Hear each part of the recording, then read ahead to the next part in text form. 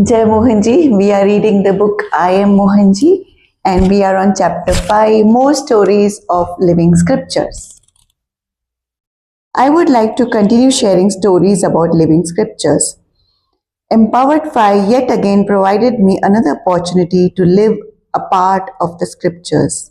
This time, Mohanji put me on the frequency of Arjuna, where I symbolically perceived his Vishwarupa Darshan. I could also perceive him as my charioteer, my Krishna, providing me the guidance for my elevation. I will first take you through the account of Vishwarupa Darshan. Vishwarupa Darshan, which means universal form. Mohanji's empowered program in Serbia in October 22 was mesmerizing. There were people physically present and there were people participating online. People were asking questions. Everything at first felt random. Now, when I look back, I'm amazed to discover that there wasn't anything random here. The entire question and answer sessions were one seamless discourse. I have now begun to feel like listening to the wisdom that Bhagavad Gita comprises, straight from Krishna's mouth. It was Mohanji who was questioned himself, and he the answer. It was him, in you and in me and in all. He clearly was displaying his multidimensional nature. Another amazing discovery is that questions people asked were exactly the questions of mine. I am now perceiving that all the participants were my own self.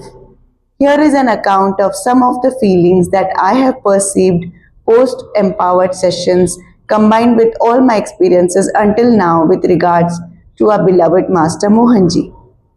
O Master Mohanji, O blessed Master Mohanji, you are the feelings, you are the thought, you are the emotion, you are the situation.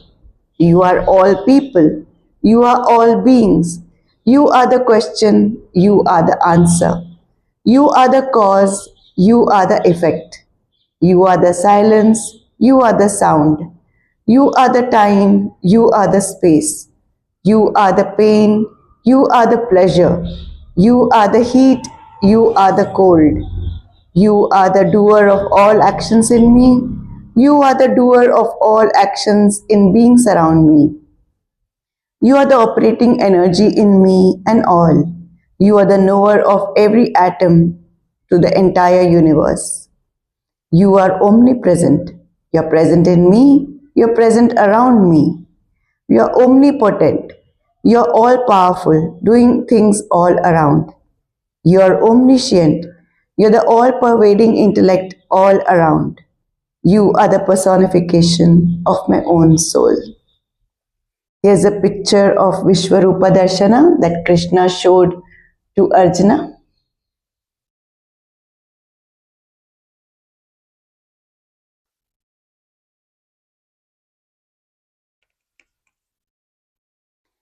When I put it together, this amazing feeling has dawned upon me that I am perceiving is exactly what the Vishwarupa Darshan, universal cosmic form, is all about. What an amazing blessing we have received. This is a clear understanding that nothing is ours. The thought, the feeling, the emotion which we consider as ours are actually the universal thought, universal feeling, and universal emotion.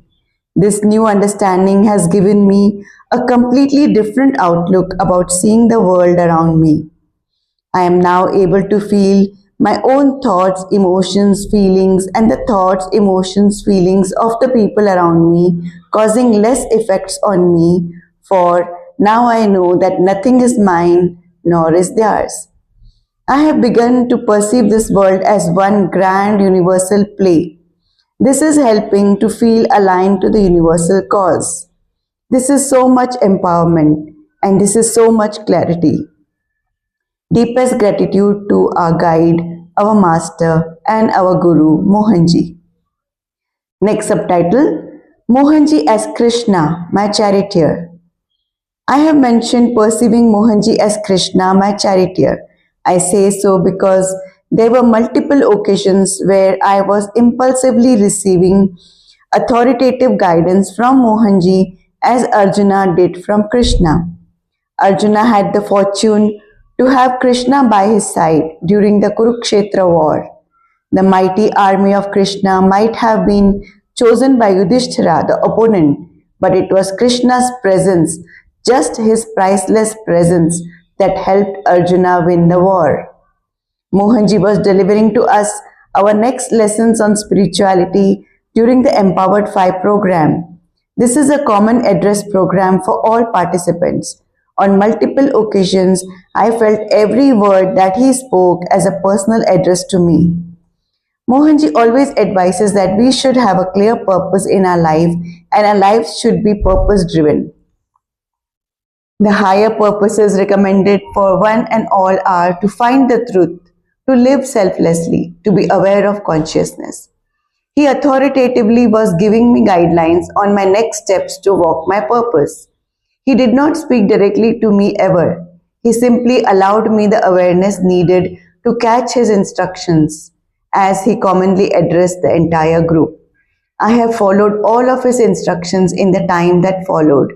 This has ever since become an ongoing process. Guidance has kept coming to me. These are of immense importance for me, for my growth and elevation. Mohanji winning the wars for me. Next subtitle, Dream Vision of Swami Vivekananda. Adi Shankaracharya's mother Aryamba was a devotee of Vishnu and desired for his vision during the last moments of her death. Adi Shankaracharya is a great yogi and was able to fulfill his mother's dying wish. Amazingly, along with Vishnu, she even got the vision of Shiva. She wasn't a worshipper of Shiva, yet she got the fortune of his vision. The explanation for this is that it is all one consciousness. One might be offering prayers to one's desired form of divine, but consciousness can appear in any form. I once had the vision of Swami Vivekananda in my dream. This is when I was following the teachings of Sri Ramakrishna Paramahansa. The Vedanta centers across the world have pictures of Swami Vivekananda, Sri Ramakrishna Paramahansa, and Mother Sharada placed next to each other. But while offering prayers, my entire focus used to be only on Sri Ramakrishna Paramahansa. I don't really recollect any connections that I ever made with Mother Sharada or Swami Vivekananda other than mere casual glances. Swami Vivekananda appearing in my dream was very surprising to me. Well, not anymore, as now I have a fulfilling answer. Next subtitle, Mohanji as Krishna facilitates complete surrender. This reference is picked up as is from the teachings of my then Guru Jagatuttam Shri Kripaluji Maharaj. This is probably the best explanation for understanding surrender and understanding the depths of supreme devotion felt by the gopis, the milkmaids. Srimad Bhagavatam 21st chapter of the 10th canto states that some of the unmarried milkmaidens of Vrindavan were attracted by the irresistible beauty of Sri Krishna and the beautiful melodies of his flute. They secretly desired to have Krishna as their beloved. The 22nd chapter of 10th canto further states that these highly fortunate milkmaidens of Brij diligently engaged themselves in the pursuit of their heartfelt desire. They would wake up early in the morning to take a bath in river Yamuna, lovingly singing the names of Sri Krishna. They did not care about what others thought of them.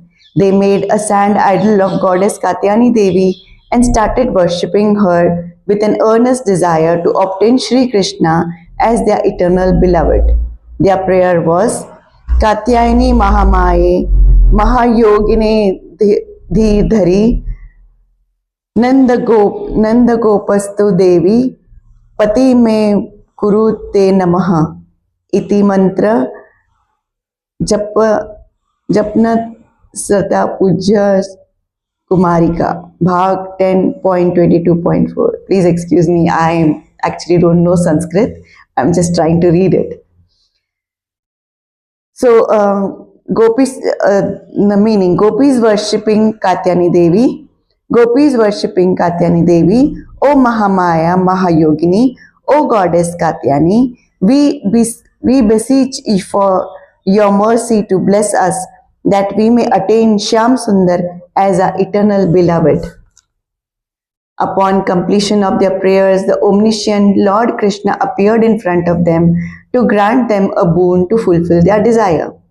Please take note, Sri Krishna appeared and not Katyayani Devi, for he knew that gopis were worshipping him under the pretext of worshipping Katyayani Devi.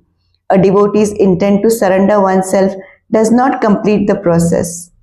Just like preparatory devotion, that means sadhana bhakti, is an action done with material mind, surrender to is an action of material mind. An aspirant can surrender everything except oneself. Finally, God accepts one's determination of self-surrender. Then He takes away both the feeling of having surrendered and the very existence of the surrendered soul. At this point, the lover and the beloved become one.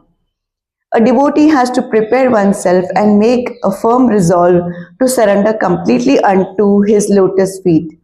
Finally, God accepts that surrender and makes it perfect and complete. The exclusive purpose behind all the Leelas of God is to put forth an ideal and to teach a lesson to mankind. In this Leela as well, He did not transgress any modesty. Rather, He put forth the highest ideal of modesty. The gopis were bathing in the river without any clothes, covering their bodies. Bathing in the open space without covering oneself is a sin as per our scriptures. Lord Krishna made them realize their error and chastised them for the same. Eventually, the gopis came in front of Sri Krishna, trying to cover themselves with their hands and their eyes lowered in shame and embarrassment. Just think, the gopis who firmly know and believe that Sri Krishna is the supreme God and who have accepted Lord Krishna as their soul and constantly desire for his eternal association are hesitant to come out uncovered in front of Sri Krishna. Was this not a sign of incomplete surrender? Yes, it certainly was. Despite having pure sentiments, they were unable to achieve the rewards of self-surrender. Lord Krishna reminded them of the ultimate objective of their steadfast devotion to Him and asked them the reason behind trying to maintain their privacy. The gopis said, O Param, O Pran Vallabh, means beloved, we want to leave the decorum of society for you. Yet our bad impressions, the sanskaras of many previous lives, are preventing us from doing so. We are helpless. Lord Krishna said, look up at me just once. Shri Krishna said, look at me just once. They looked up at Lord Krishna and their hands naturally came together to pay their respects and seek his blessings. They forgot all about covering and also who should be covered. Thus, they simultaneously forgot about their surrender and the surrendering entity as well. Their devotion reached the pinnacle of perfection, and all barriers between them and Sri Krishna were broken. Lord Krishna brought them back to their physical consciousness and returned their clothes. He also gave them an assurance that He will fulfill their desire exactly 1 year from this day. Thus, He made them deserving souls for attaining the unparalleled supreme bliss of Maharas. Reflect on this point now. Sri Krishna was only 9 years old at this time. He brought their pursuit to completion and returned their clothes without touching them. A year later, on the night of Sharad Purnima, He showered the nectar of Maharas on these gopis along with other deserving souls. We should have the firm faith and believe that God is divine, hence His pastimes and attributes are also divine. The sole purpose behind each of His pastimes is to establish an ideal in front of the society. Teach us the true meaning of self-surrender, Atma Nivedan, and grant pleasure to His soul-surrendered devotees. Symbolically, I am able to resonate with this story. Mohanji often has said that gender has nothing to do with spirituality. He also talks about how our moralities are twisted. Society considers sexuality as sin, as immoral. Contrastingly, It is so much engaged in waging wars and has accepted cruelty to animals. This helped me come out of my body consciousness and establish a strong connection to the consciousness of the master aspect in Mohanji. Krishna dissolves the obstacle from complete surrender. Mohanji did mine too. The gender difference was always preventing me from completely surrendering.